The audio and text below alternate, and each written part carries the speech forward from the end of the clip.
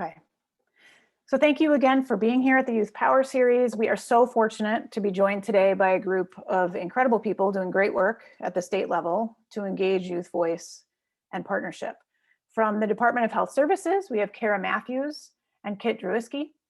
From the Office of Extension at UW-Madison, we have Joe Maldonado.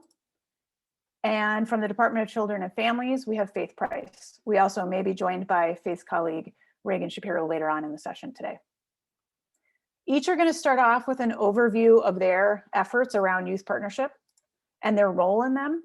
We'll take about 10 minutes for each of the three. Please drop your questions into chat as we're going. And if there are questions that panelists can respond to kind of as we see them, great. Otherwise, then after each has about 10 minutes to kind of give an overview, then we're going to have a discussion. I have a couple questions kind of across all the different programming, but then absolutely we would love to have as many questions from all of you as possible.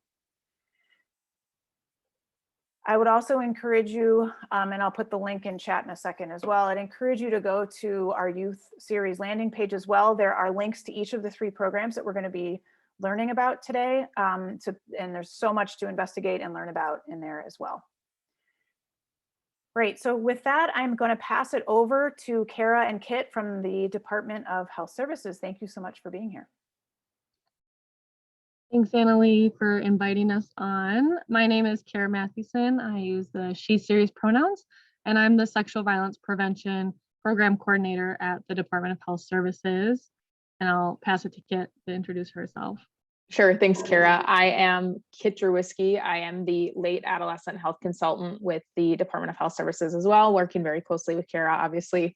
And I primarily oversee and coordinate the personal responsibility education program. And I'll give a little bit of an overview here on our kind of youth engagement efforts, and Kit, feel free to fill in if I miss anything. But I do want to just note first all that we are not experts in this, and we're still learning about, ways to do better and ways to do more youth engagement, and, expand youth empowerment and leadership opportunities. And so I'm super excited to hear from other folks on this call too, and learn a little bit more as you all are as well through this series. So happy to be here and share, but also excited to learn alongside y'all. So our adolescent health program at DHS is comprised of 3 federal grants. They are the Personal Responsibility Education Program, Sexual Risk Avoidance Education, and the Rape Prevention and Education Program. One of those is from CDC and 2 are from ISB. And we have been really trying to center youth engagement a lot more through our programs in the past year or 2. And the main way we actually do that is we partner and fund the PATCH program, which stands for Providers and Teens Communicating for Health.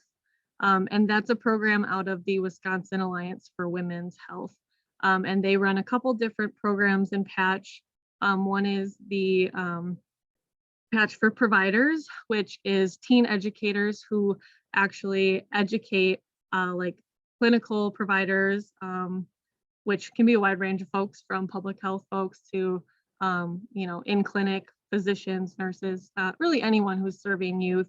And they do an awesome program teaching, folks how to make their services and connections more youth friendly.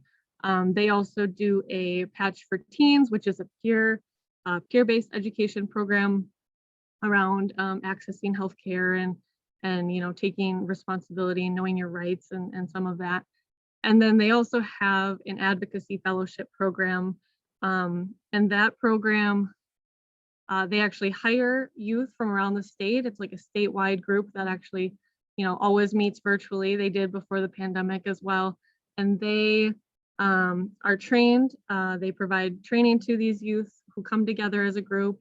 And then they actually serve as consultants to different folks. So some of you have maybe worked with them in the past. I'm not sure I can connect you with their director, but we consult with them. And that's kind of the main way we've been involved with them in terms of direct youth engagement with our programs, is really through consulting with those youth advisors. So we do that in a couple different ways and on a couple different projects. Sometimes if we're just creating maybe a document that might be for our partners who might be sharing that with youth, or it might be a youth focused document such as infographics, or we created a well guide for the adolescent like well visit. And that was something that we brought to the team of consultants, and they actually gave us a lot of feedback on ways to improve that document. So it was more youth friendly and, was appealing to folks as well. Kit also recently involved them in a curricula review process. So kind of was working with the consultants to learn like what their comprehensive sex ed, if they had any, what their experience had been, what topics youth were most interested in when we're looking at curricula, to help us kind of pick which curricula we should be using for our programs. So those are just a couple examples, but Kit, is there anything else you'd want to add right off the bat? Am I missing anything?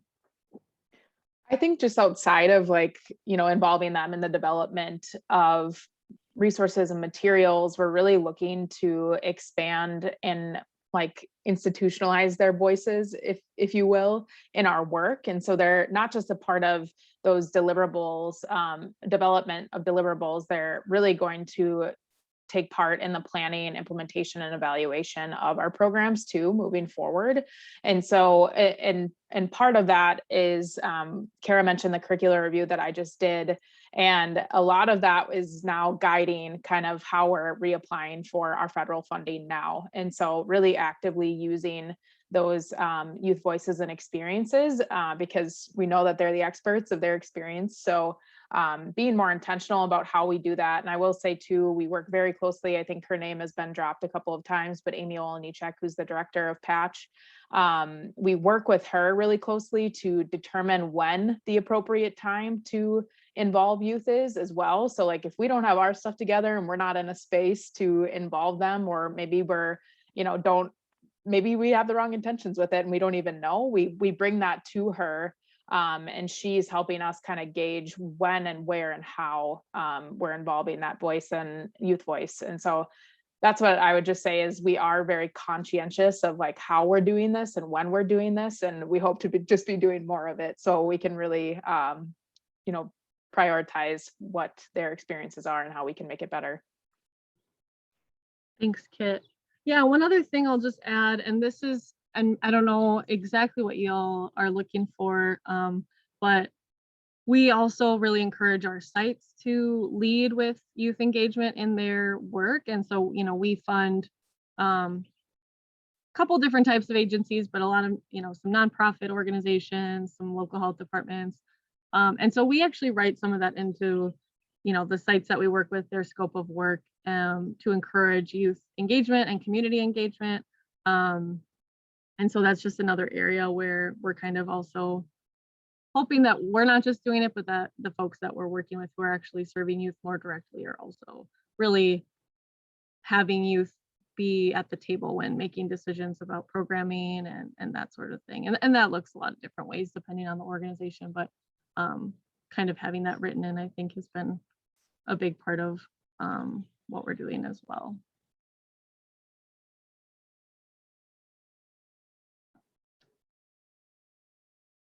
So that is our super quick overview, I guess. Great. We're happy to answer any questions about that and go more in depth if that's what folks are interested in, or maybe if we're ready to pass it along to the other folks who are here to present, that's great too. Okay. Thank you. Yeah, so if people have questions, please feel free to drop them into chat.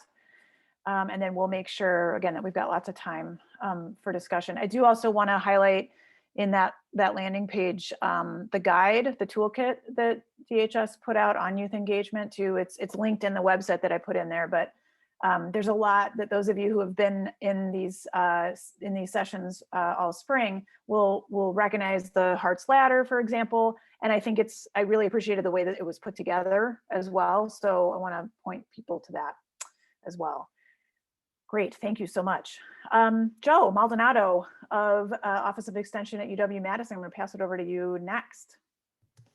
All right, thanks Annalie for inviting me, and thanks everybody for listening in. Just kind of fair warning, I'm nursing an injury and I've the medications got me a little woozy, so I'm going to try my best to get through the presentation and give you what you came here to get.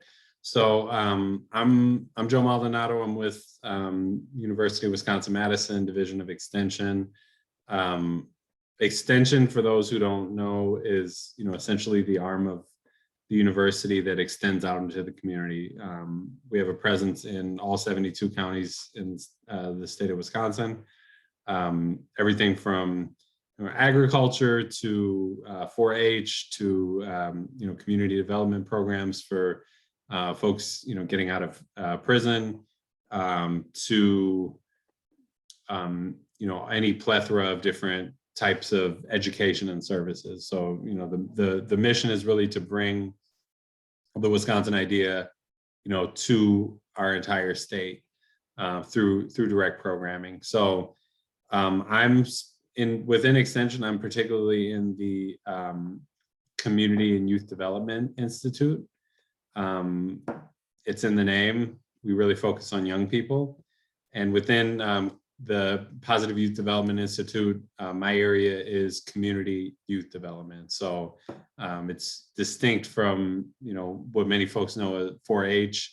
4-H is focused more on direct programming, clubs, with young people, and community youth development is really focused on youth partnerships, youth adult partnerships. So ensuring that young people's voices are heard, that they're part of decision-making processes. And when we're talking about, community solutions that are needed, that young people are pivotal in developing those solutions. I've been in this role about 10 months. So I actually started right in the middle of the pandemic, which, for me is kind of sad because I was really looking forward to traveling and meeting, folks from across the state. But as soon as more people are vaccinated and it's safer to get out, I plan to make my rounds. But within community youth development, we have 22 county-based educators throughout the state. And I'm in the process of bringing sort of a statewide vision to our work, because often historically, what's been done is that, each county sort of does their own thing based on what the needs are in that community. But now I'm in the process of sort of bringing strategy to the table so that, we have some common practices, some common goals, and we're all heading in the same direction. And there's 4 areas that, I decided early on after, connecting with peers, connecting with young people, connecting with folks who have led this work for a long time, that we really needed to focus on. The first is access to college and employment. So, no matter who you are, no matter where you reside, it's really critical that, after high school, there's something next. That something next might mean a 4-year degree. It might mean, a 2-year degree. It might mean a certificate or some sort of trade. It might mean going straight into the workforce, but it's really important that our young people, whether they're in Iron County, whether they're in Milwaukee County, La Crosse, the Menominee Nation, that while they're in school and while they're out of school, they have opportunities to be able to explore what types of career options there are, what type of options there are at the regional campuses, and have really clear outcomes for what they're getting out of these experiences, what they're learning and what they're discovering. The second area of focus is on civic engagement.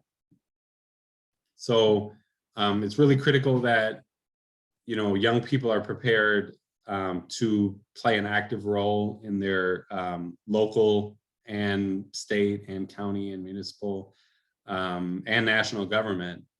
And we have a pretty long traditional program that we've been running for a while called Youth in Governance, where young people actually sit on their county boards. They're mentored by a county supervisor or possibly in their city government as well. and they go through a process of learning how local government works, but also participating. And each youth and governance program works a little bit differently, but for example, in up north in Iron County, young people actually were a part of drafting an anti-hate resolution after there were several incidents of hate and bias in their local community. In a surrounding county, there was actually folks probably saw this in the news.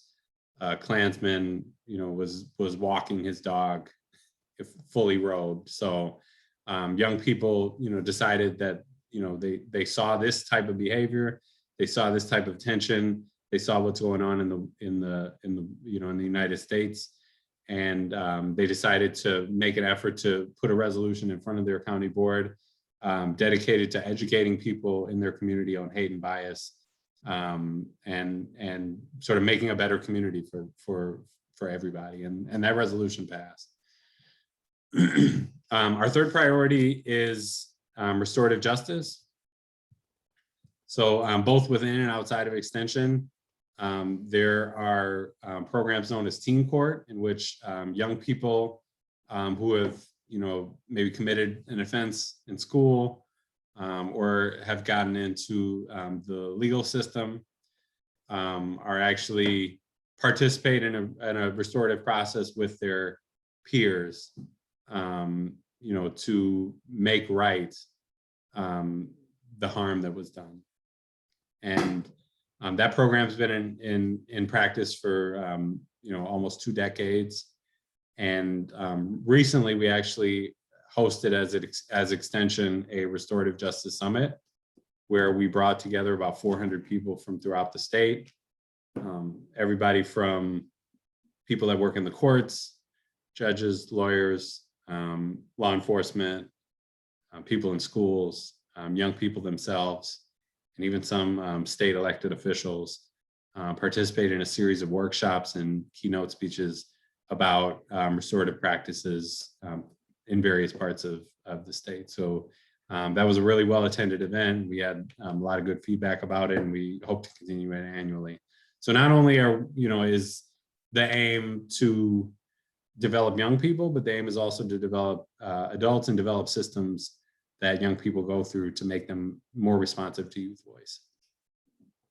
And then the fourth area is community health. So a few years ago, we piloted a program called Youth Advocates for Community Health, in which young people go through a curriculum, either a semester or a year, where they learn about issues in their own community, particularly issues related to nutrition, food access, but it can be anything from substance abuse, mental health.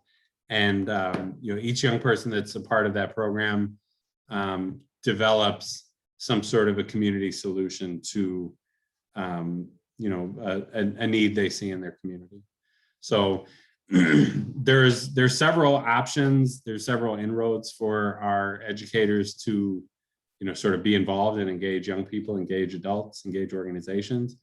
But one of the areas I really see as a strong focus for us is in building and developing partnerships, because our staff can lead programs themselves, but really because we have the backing of a major research institution, we can do more than that. And I think our strength really lies in our ability to bring people together, to form partnerships in our communities that are responsive to the needs of those communities, and really kind of move the needle on engaging young people. And that can be, part of that can be through direct service, but part of it can also be through enhancing and building the capacity of other organizations that are in our community. Another, major sort of goal of mine while I'm here is to expand access to underserved communities. Because, whether we're in urban or rural areas, there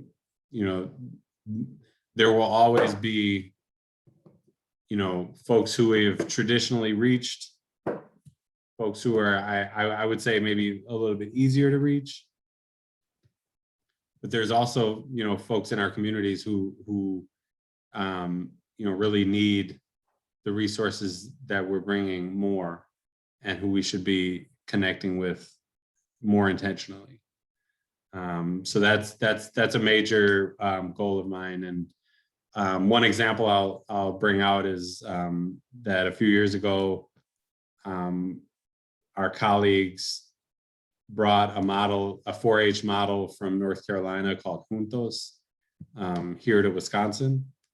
And Juntos is a program that focuses on college access, not only for young people, but also for their families. And as the name, you know, tells you, it means together. So, you know, in order for us to do this, we have to do it together. In order for young people to be able to access higher education, families have to be involved. So, you know, the concept is really simple. You gather, you know, a group of young people in a community. You bring their parents together. You bring folks from their school districts, maybe from the universities that are nearby them, and you have a meal. And you talk about sort of the mechanics of what it takes to get into college, and also what it takes to get through college once you're in. And that program started in person in Racine County. Since the pandemic, we've obviously had to shift, but our colleagues in 6 counties throughout the state have actually brought virtual statewide programming to the table, where we can access, you know, the entire UW system, the entire Wisconsin Technical College system, and get folks from all over to really connect with young people. And you know, as many of you probably know, you know, our Latinx population isn't just limited to larger cities, but a lot of rural areas as well. There is a heavy, you know, immigrant population from Latin America. So, you know, being able to reach young people wherever they are is critical to our mission. And I would say it's critical to the mission of the University of Wisconsin as well. So I'll stop there. Right now, what I'm in the process of doing is developing essentially a strategic plan. It's called a plan of work. And that plan is going to guide the work of our colleagues for the next year and a half. And each colleague is going to have to develop their own individual plan of work. So there's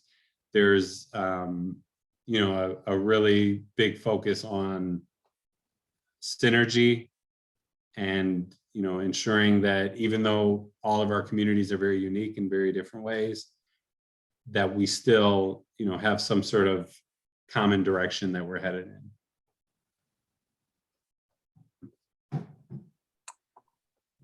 Thank you so much, Joe. I really appreciate the specific examples too of kind of stories and of how this work looks and feels, and, you know, I really appreciate that. And I put into chat too a couple of the links to the programs that you were talking about, Joe, but also just, you know, if there's other resources that people might appreciate, just feel free to dump them in there. Okay, I will pass it over to Faith Price from Department of Children and Families. Thank you, Annalee, and thank you everybody for those attending and watching. My name is Faith Price. I work for Department of Children and Families, and I'm in the Bureau of Youth Services as a program and policy analyst.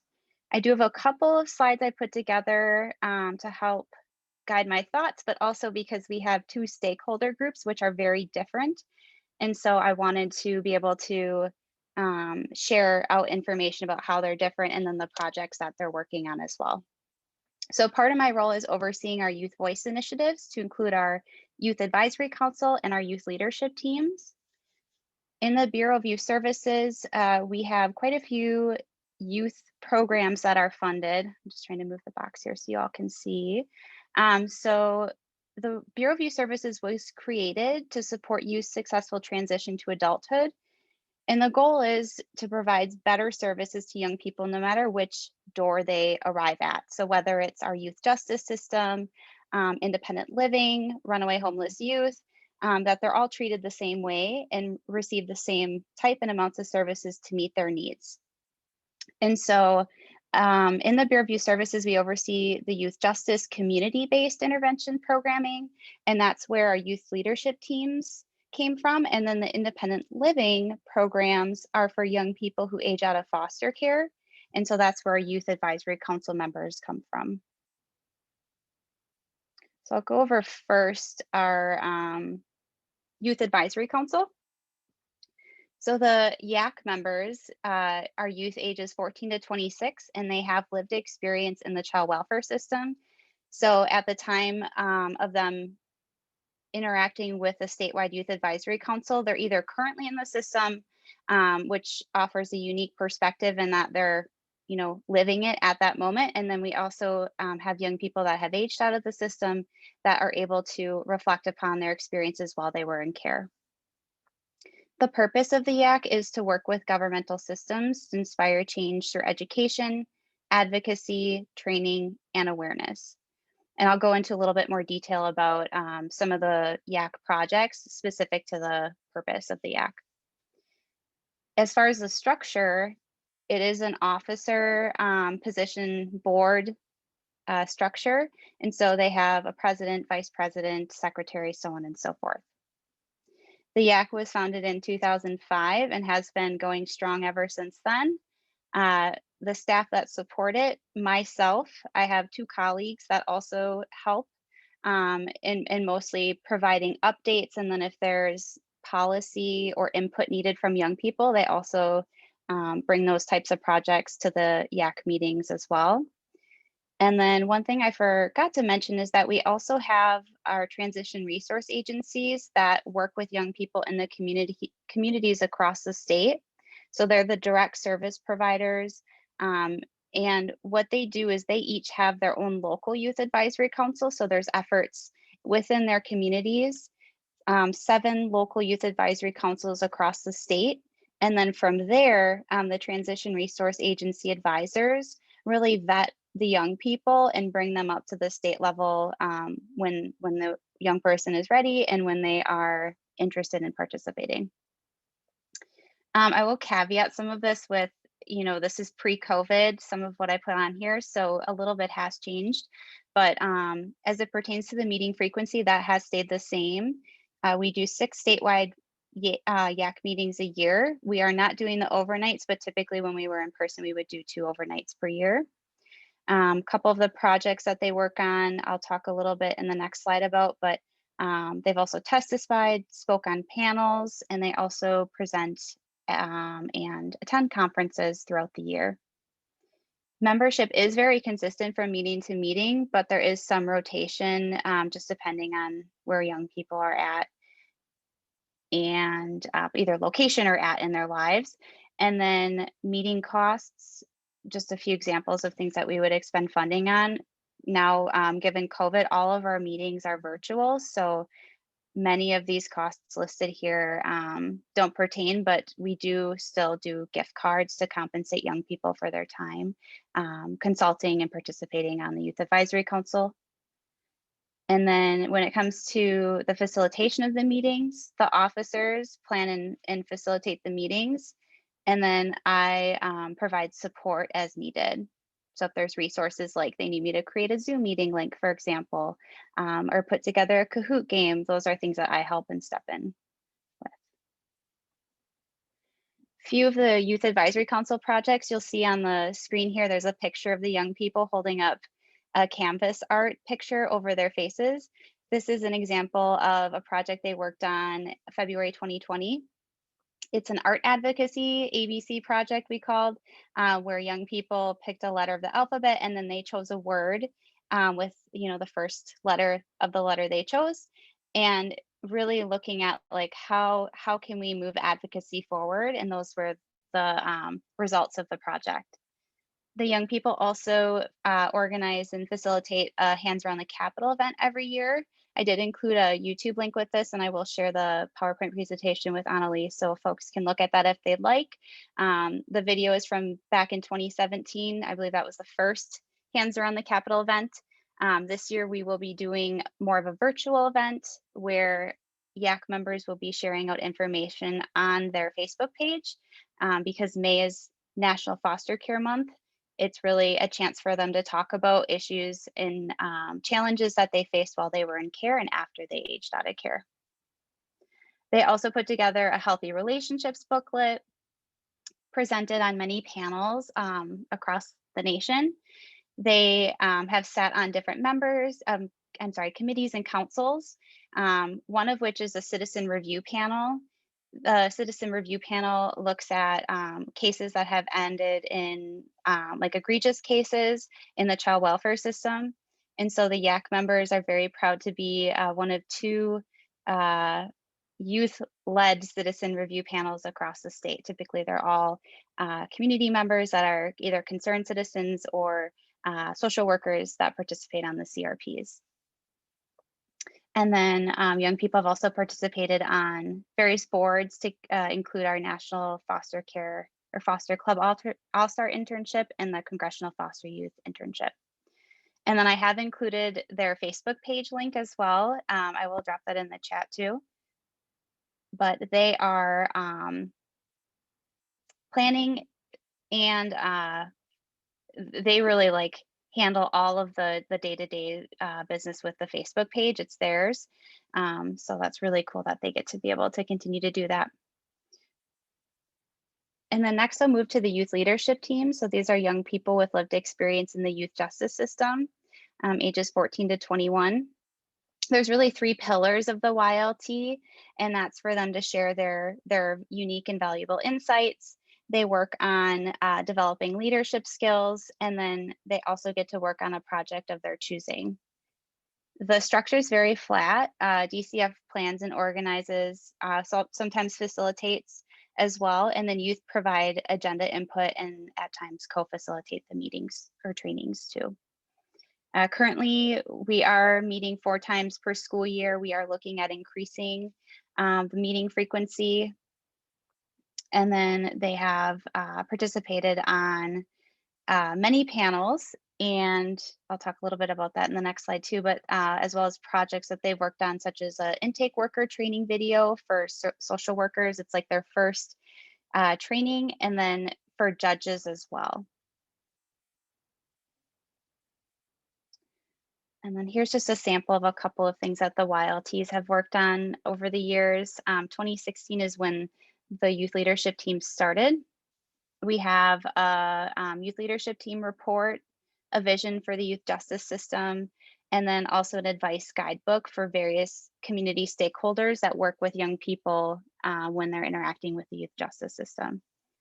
Again, they've spoke on numerous panels and have had several trainings. And then they also have membership on the Governor's Juvenile Justice Commission. And then last thing I will say, compensation has been really huge. It's a privilege for me to be able to work with the young people. They're really our consultants, and we value their time and their effort, so we compensate them for that.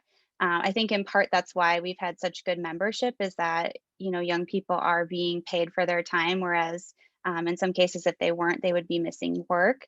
We know the outcomes of young people in the child welfare and youth justice system, and that there is some financial instability. So being able to compensate them takes away that barrier. And then just as an example, we give them $50 per day for every full day of involvement. And then if there's a half day, less than 4 hours, we give them a $25 gift card. And so that's probably been the one thing throughout the whole time, is that we've made sure that we compensate young people for their time. And then I will say that all the like advice guidebooks and links that I shared in the PowerPoint are on our website. Annalie provided the link there. It's under accomplishments. There's like a drop-down tab, and all the reports and booklets that the young people have worked on are available there. And then I did see a question in the chat about the gift cards from Kara. We do provide the gift cards directly to the youth. That's something that I take the liberty of doing. And so right now, since we are virtual, we are doing electronic gift cards just to make it easiest for the young people and more accessible. But typically when we are in person, we would give them like a hard physical gift card. And then also transportation too. So we would reimburse them or give them a gift card to compensate them for the gas to and from travel for the meetings, panels, things like that. But yeah, that's all I had. Thank you. Thank you so much. I wanted to also let people know that Reagan Shapiro has joined. And I know I wanted to give you an opportunity. Welcome, first of all, thank you for being here. An opportunity if there's anything else that you want to add in to the kind of the overview of your efforts. I don't really have much to add. I'm thrilled that I was able to jump in and see Faith's presentation, and I'd obviously had an opportunity to consult with her about the information she shared with everyone. I agree with what she said. The opportunity to have youth input into our work has been critical in the agency as long as I've been there, and obviously the Youth Advisory Council has been around for longer than that. I'm hoping that if there are questions that folks have at the Q&A portion of the session, I'm happy to answer additional questions. Yeah, we do like Visa gift cards that Faith, we work with our procurement to be able to purchase those. It's there are a lot of procurement rules, and obviously we have to be careful that we make sure that we don't buy an excessive amount, because they want to make sure that we're getting those cards out the door and that they're not languishing, or that we don't have an excessive number. So Faith has done a really great job of sort of organizing that with an Excel spreadsheet, and she collects all of the necessary information for every single gift card, who it goes to, what the meeting was, et cetera. So we do have a very robust sort of tracking system for how we make sure we know who's getting what. Great, thank you. I appreciate the specifics of how you actually make this work. I appreciate kind of you breaking it down on all the different components of how often do you meet and what does this look like. So in chat, looks like Kara is asking, can you remind me, are these federal grant programs or funded by state dollars? For the Youth Advisory Council, youth leadership teams, right now, the funding source has been federal funds. And so Chafee funding specific to young people who age out of the foster care system is the funding source that we're currently using to support that. Okay, great, thank you. So, I mean, I have a couple questions for the whole group, and people can kind of jump in if there are particular ones that you have reflections on or thoughts on, so we can kind of do it in a more informal way. But for everyone, please, again, feel free to dump questions, comments, reflections into chat for the group. So my first question, so throughout this series, we've been trying to imagine what shared decision-making could look like at DPI with youth, and then also in schools and districts, given the role of DPI in supporting schools and districts. So it's really helpful in that imagination process to have examples and stories from places where it's happening right now, such as what you just shared with us. So thank you for that. So I'm interested in if there are patterns throughout all these experiences that you've had and these efforts and these initiatives. Are there patterns in when and how and where you've seen youth adult partnerships work best? So what are the patterns in how you structure something, or when, we heard a little bit about when there are times when it's best to do this and when it's just not, when, the adults don't have it together yet enough to engage youth in a way that would actually be reciprocal. So I'm interested in, again, if there's kind of these observations that you've had of patterns in when you see it tends to work, and then also when you can see it's not going to work or that it didn't work. Yeah, I can go. I'll focus on youth and governance, because I think that's probably the most clearest cut example.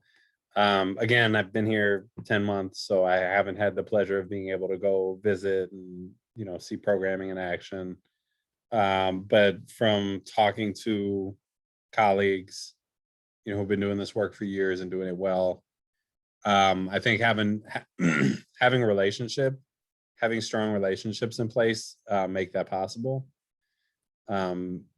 So, you know, I would put it on the person or the people coordinating a program to understand who the players are at the table. So, you know, are there county supervisors who you would consider allies, who get it, who really understand that it's important to involve youth in decision making?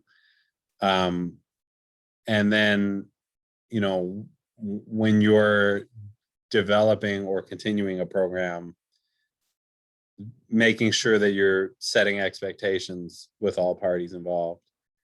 You know, who are the young people in the program? What are their interests? What are their passions? What brought them here? You know, who are the who may be best matched as a mentor on the county board? What sort of committees do you need to, you know, put people on, and how do you explain what those committees do? And you know, really understand sort of where you can and can't, you know, insert your voice. And then when things don't go well, being able to talk folks through that. And I mean, you know, in these situations, young people aren't necessarily voting members of the board, but in many instances, board members have changed their votes because of youth, because of something that the young person said. So I think the ultimate thing is, like, you need to look at what the long game is, because, you know, the short game is, yeah, you're giving a young person this cool experience, but in the long game is, like, what's life going to look like for them in 5 years? Like, are they going to run for office? Are they going to, you know, vote in every election? Are they going to volunteer? Are they going to, you know, work for a political campaign? And then, you know, on the end of the county board, like, are they going to change their practices to incorporate more youth voice into their processes? Are they going to do a better job of when they're making decisions to integrate and consult the community? So, I mean, those are the ingredients have to be right. The setting has to be right. But also the person or people facilitating the whole process needs to also have some level of understanding of how to bridge gaps.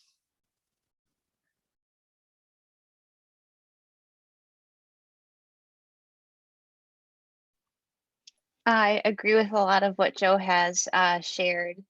I think relationships, I'll echo that, is really key, and authentic relationships is really help to keep young people engaged. Like, I have a work cell phone where I can text young people and reach out, and I check on them on things that are unrelated to YAC, you know, things going on in their personal lives. So maintaining those relationships or partnerships, if they're stakeholders that you're working with that work directly with young people, keeping those stakeholders engaged. In regards to decision making, Annalie said when is the best time, I think, to bring young people in. In my experience, the sooner the better. I mean, I really think at the beginning of a project, to bring young people in and gain input is thoughtful and intentionally as possible. In my experience, I've seen things where, you know, a project has come a long way and they're, you know, 80–90% in, and then it's brought to the young people, presented as this is this grand idea. And then, you know, the young people might shoot it down and say, you know, I have some concerns here. You know, in my experience, that didn't work. Whereas if the young people are brought in early on, all those perspectives and experiences are taken into consideration, which will help to better inform next steps when it comes to decision making and policy. One example is our division administrator, Wendy Henderson. One of the first things she did when hearing about the Family First Act is tapping into the Youth Advisory Council and getting their input on how young people can best be supported in their home of origin and what that would look like. And from there, like, the strategic planning team has really built upon that initial input gathering and then continues to touch base and update the YAC on things as they move along.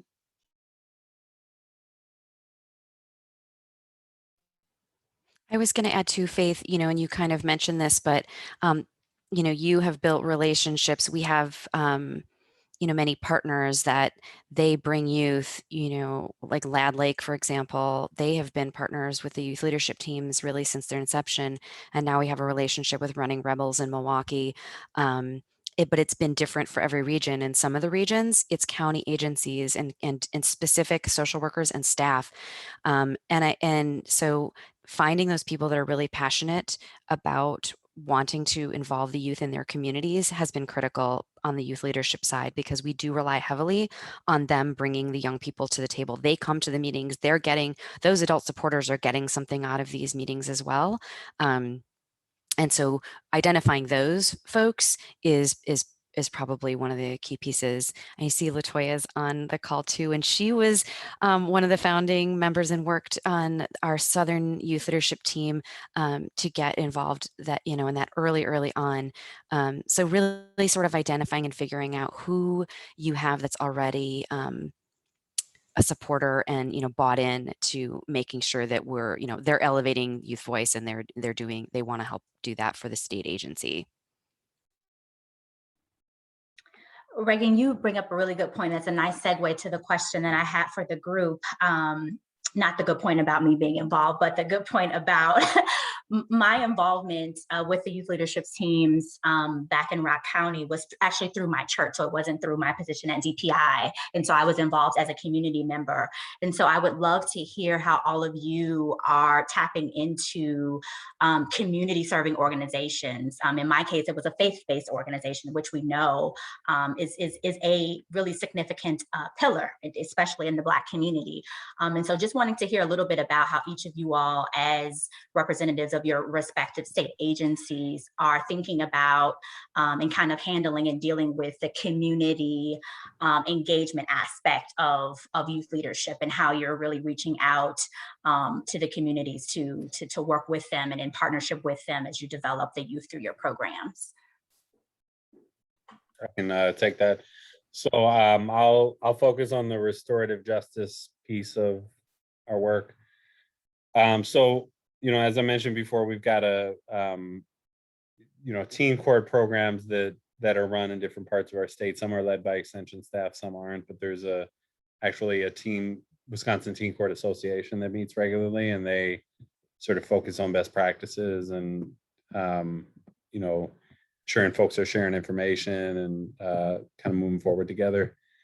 But we ended up getting a grant to do this summit. And I think the first thing we decided was that in order for, the summit to be successful, we have to involve the community and we have to make it a statewide effort. So we did tap into several, organizations throughout the state, Waukesha, Human Services, why am I blanking on their name? In Milwaukee, Charlene Moore.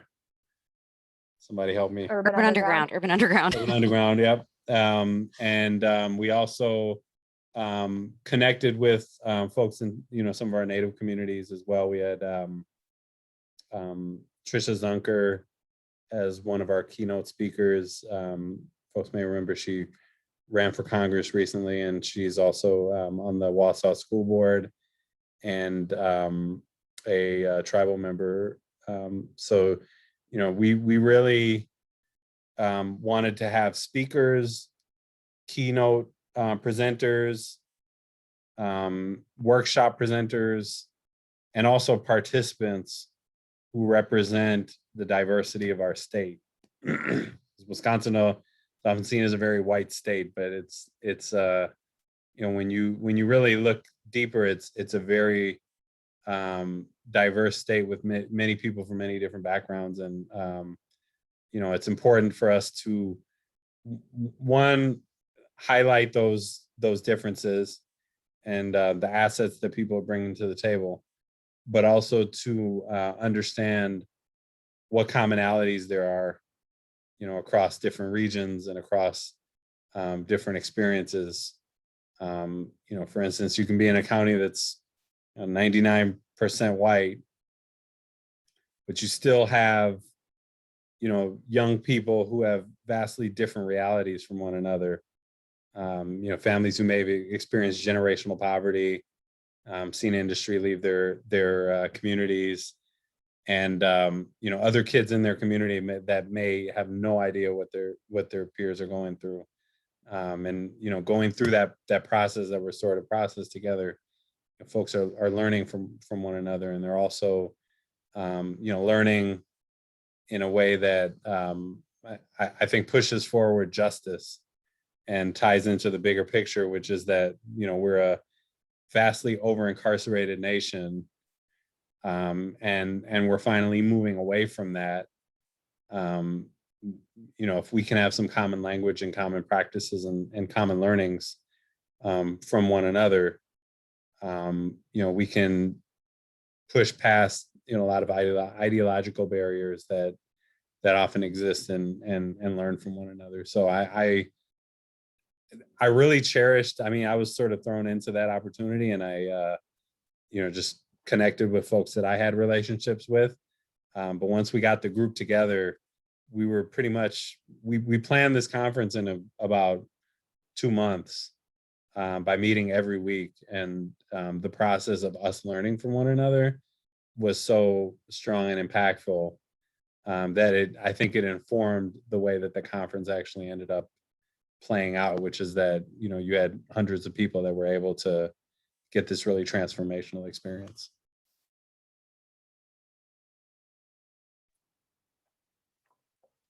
Thank you. We have time if there's somebody else from the group that has a question, either putting it into chat or unmuting. Anyone else with a question for our guests?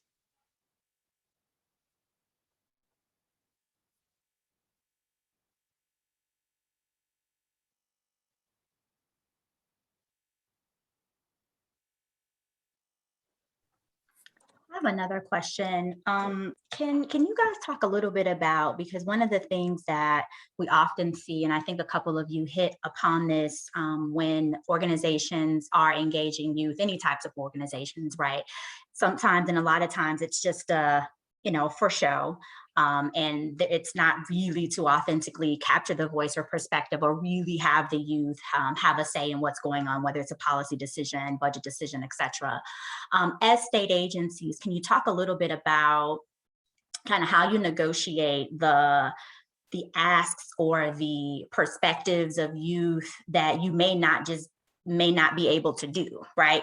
You just may not be able to accept what it is that they're saying they want to do or that they need to do. How do you balance that? And Joe, you talked a little bit about in your earlier comments, kind of not tempering expectations, but really setting the expectations and having all parties know and understand what the expectations are, so that folks are, on the same page moving into it. But I've read a lot and I've heard a lot about, that sort of not tug of war, but just that sticking point between knowing what we're able to do. And as an agency, and I'm speaking specifically about the Department of Public Instruction, local school districts have a lot of autonomy in how schools are run in our state. The DPI doesn't necessarily have a lot of autonomy in many ways, and some people may argue may not have enough, not autonomy, but authority to mandate certain things in districts. And so just wanting you guys to speak a little bit about how you kind of negotiate that and handle, asks or requests or things that the youth may think are great, but that you just may not be able to do because you're a state agency, or because the law limits your authority in some areas, or because there just may be other barriers that are in the way, without the youth losing confidence, right, in the process of being engaged and becoming disengaged if things don't necessarily work out the way that they intended.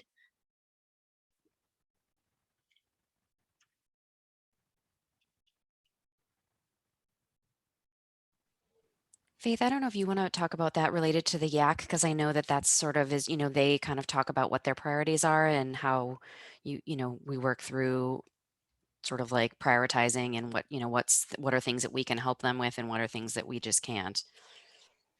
Yeah, so every year the Youth Advisory Council in November does a planning meeting, and that meeting focuses on reviewing and editing any bylaws. And in those bylaws are, Latoya, what you described, really roles and responsibilities, what's in scope, what's out of scope, what's appropriate behavior, things like that, to really help guide the board. But also they get to come forward with what their initiatives are for the year. So for example, one of the initiatives this year has been extending IL supports, independent living supports and services to young people through the age of 23. And right now it's 21. And so, I mean, there is some that we can do, but really it's teaching the young people the skills and advocacy, for example, to move issues forward, even when DCF is not in the room. And we do that through things like strategic sharing, policy 101, budget. We had one of our DCF Bureau Director, Shelby McCulley, come and talk about the budget. And so one of the really cool things is that over time, as these initiatives move forward, sometimes years they might not see a lot of progress, but over time, it's really cool to see some of those issues come forward. And on the budget, the governor's budget this year is what I had mentioned about the extending IL supports to 23. So I always tell the young people, be patient. You know, I think their opinions and experiences add so much value. I mean, it's not just the good experiences, it's also, you know, the young people that had more challenging experiences, those are valid too. And so it's how can we move those forward in a positive direction, but also understanding with state agencies, it takes time. And Reagan, I don't know if there's anything you want to add to what I shared.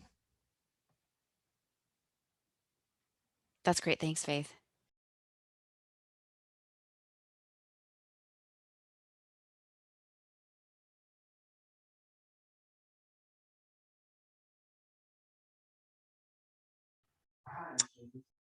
Not sure if Annalee's still there. Are you there, Annalee? If you're talking, you're on mute.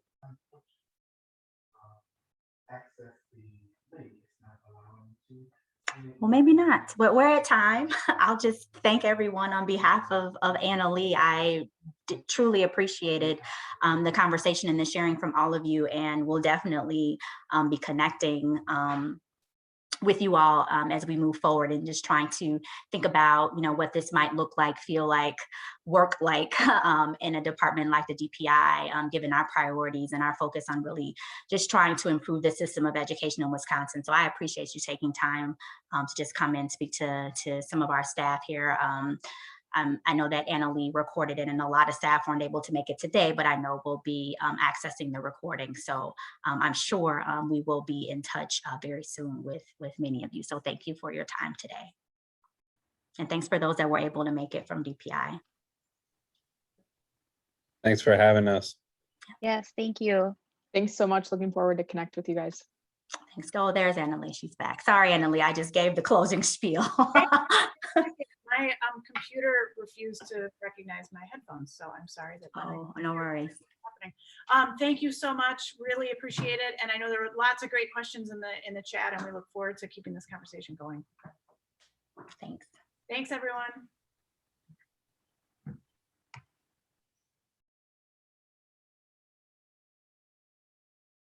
We really appreciate it.